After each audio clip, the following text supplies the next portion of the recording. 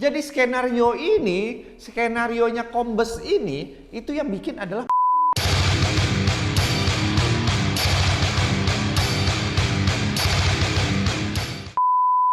Assalamualaikum warahmatullahi wabarakatuh. Di hari Jumat yang berkah ini kita akan sedikit halus. Ini akan membawakan konten-konten yang sederhana. Tidak mencoba untuk menyinggung perasaan siapa-siapa. Karena apa?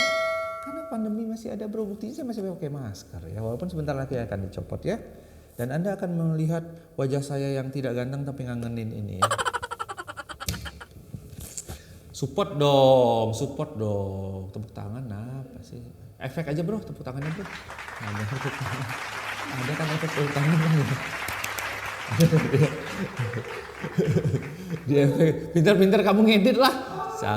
Di penontonnya nggak support sama sekali loh ini. Kita akan bawakan sesuatu yang tidak viral. Ini kita akan ngomongin masalah si Kombes itu. Unstoppable! Komisi besar bro. Kombes yang menyusun skenario adalah komisi besar maksudnya. Apakah Kombes ini menguntungkan banyak pihak? Nah, Anda tunggu penjelasan saya selanjutnya. Oke? Ini kan lagi rame nih. Seragam, tembak seragam. Disomasi lu ntar lu. Disomasi lu. Iya. Kenapa? Somasi. Emang tersangka nggak boleh disebut namanya? Tersangka? Boleh ya? Loh, kenapa tersangka dilindungi? Oh iya.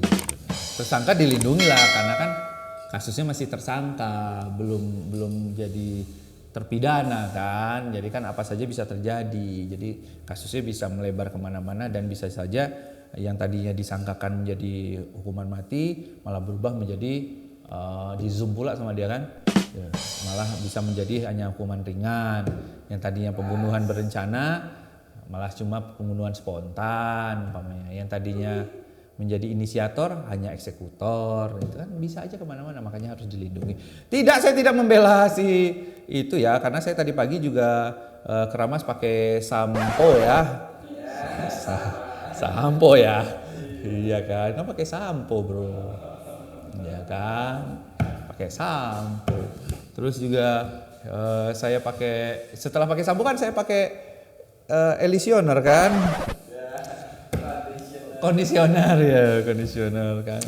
Kamu juga ngedit video ini kan pakai PC kan? Iya kan? Kamu pakai PC loh.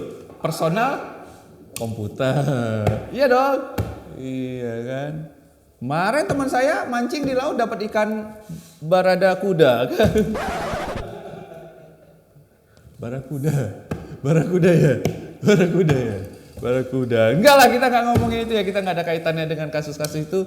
Tapi semoga untuk keluarga korban mendapatkan keadilan yang seadil-adilnya, amin. Dan untuk para oknum-oknum yang saat ini menjadi tersangka, semoga jelaslah status Anda ya. Kalau memang Anda berbuat jahat ya, semoga Anda bisa mempertanggungjawabkan itu dari dasar hukum ya, apapun itulah ya. Apapun itu. Yang penting kita sekarang ngomongin Kombes juga. Tapi komisi besar. Nah itu kan di broker-broker ada komisi tuh. Beberapa nasabah ini nggak ngerti gitu loh. Ini komisinya ini dikira cuma satu. Ini semua broker ini sama komisinya gitu. Wah ini semua broker ini sama nih. Satu kali transaksi satu lot ini potongannya 500.000 gitu. No. Ada yang 300.000 bu. Ada yang 200.000 pak. Bahkan ada yang cuma 100.000 loh komisinya kalau Anda bermain di reguler. Atau di mini account gitu, 0,1 lot Anda bayarnya $30, $3 gitu. Ada yang $2, ada juga yang $1 gitu.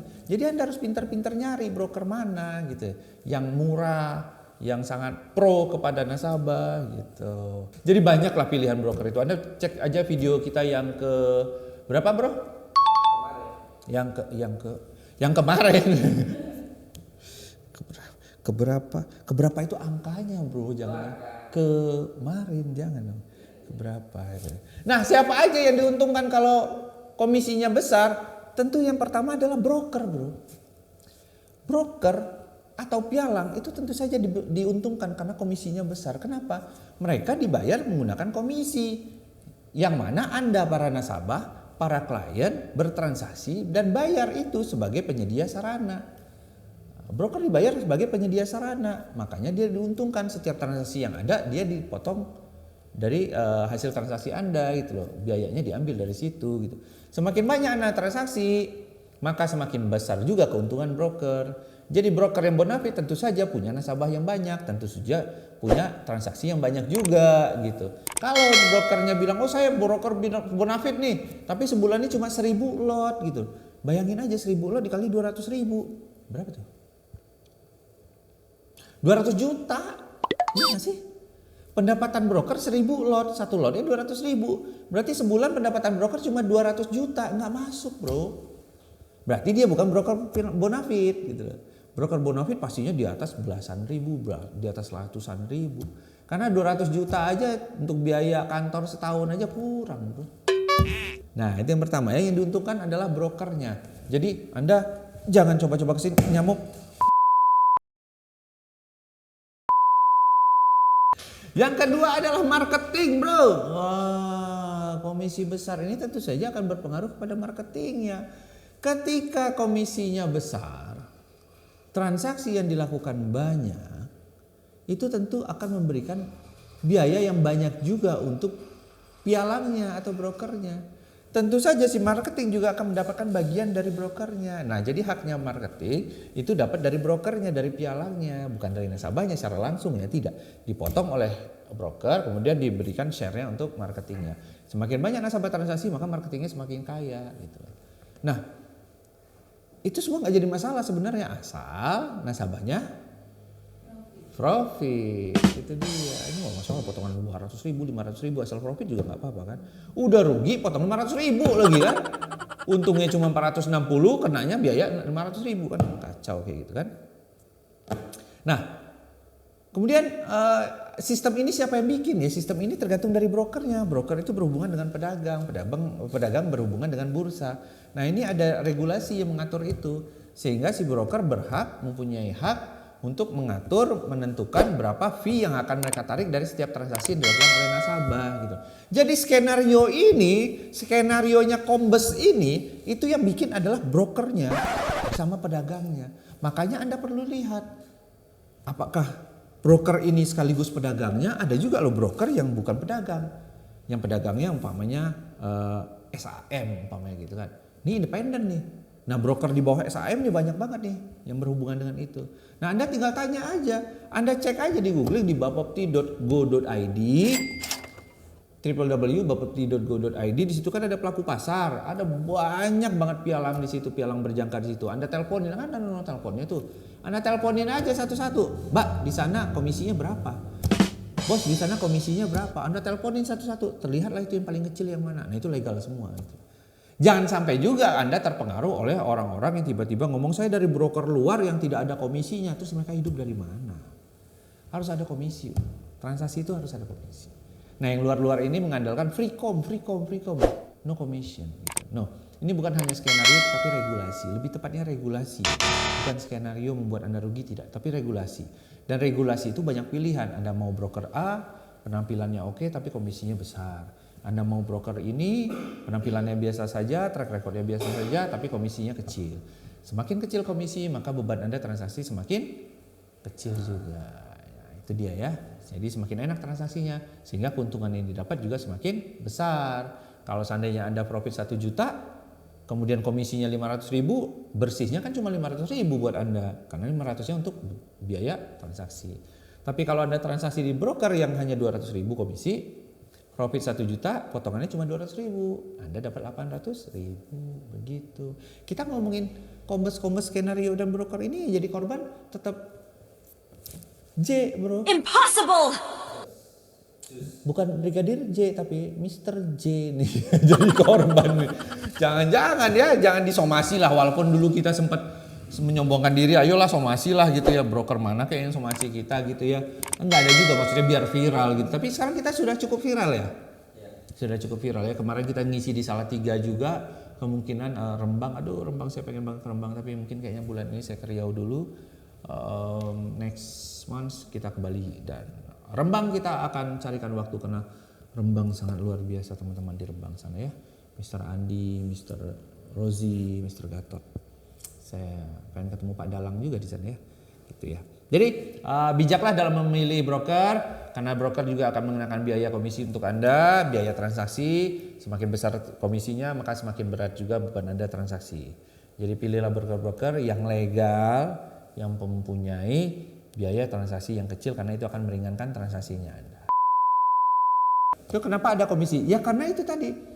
Kalau di tahun 2007 ke bawah itu broker dinamakan menggunakan istilah commission house. Karena hidup mereka hanya murni dari commission.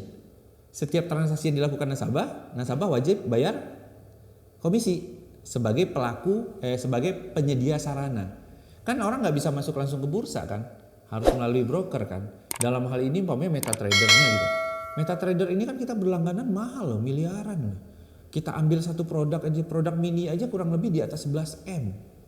Belum produk regulernya, belum sekarang kita udah mulai maju di CDX melalui mikronya gitu. Makanya seperti itu tadi statementnya. Kenapa broker luar datang dengan free com tanpa ada komisi? Ya itu tidak akan ada gitu. Maka perlu dicek. Kenapa dia bilang broker luar yang ilegal, belum terdaftar di Bapepti gitu. Nah harus dicurigai. Karena apa? Karena broker wajib ada komisi, karena hidup mereka dari situ. Kalau nggak ada komisi mereka hidup dari mana gitu. Kemungkinan kalau tidak ada komisi berarti mereka bandar. Anda rugi, mereka untung. Udah duitnya dari situ doang. Jadi mau Anda kalau broker lokal, broker legal yang anggota Bapepti, mau Anda untung mereka tidak rugi, mau mereka rugi, mau Anda rugi, mereka juga tidak untung. Fix aja mereka dibayar, untung atau rugi mereka tetap dibayar gitu. Tidak ada kaitannya dengan keuntungan dan kerugian Anda. Tapi broker luar yang aku tidak ada komisi, yang tidak terdaftar di Bapepti, bisa saja mereka bandar gitu. Yang aku broker luar ya, atau yang aku investasi aja gitu ya. Ya siapa tahu mereka bandar. Kenapa? Ya, keuntungan mereka dari mana? Mereka nggak narik biaya kok. Nah, satu-satunya keuntungan mereka adalah ketika Anda rugi. Nah, lebih jelasnya seperti apa? Ada adminnya di bawah. Anda WA aja, ya. WA aja ketemuan, ajak ngopi lah adminnya. So itu aja pembahasan kita. Jangan lupa tetap jaga prokes, gunakan masker, dan cuci tangan ketika Anda sudah melakukan apapun kegiatan Anda. Hargai kerja keras nakes kita, dan kita ketemu lagi di konten berikutnya. Jadi tolong jangan tersinggung buat pihak-pihak yang merasa tersinggung, dan jangan juga tersungging buat pihak-pihak yang merasa saya puji. Enggak, saya netral di sini. Oh, itu bagus loh, antara netral dan independen. Bagus ada bahasanya juga. Tapi di next konten lah ya. Oke, sampai ketemu dengan Mr. Ju di channel anti trading berikutnya. Assalamualaikum warahmatullahi wabarakatuh. Waalaikumsalam.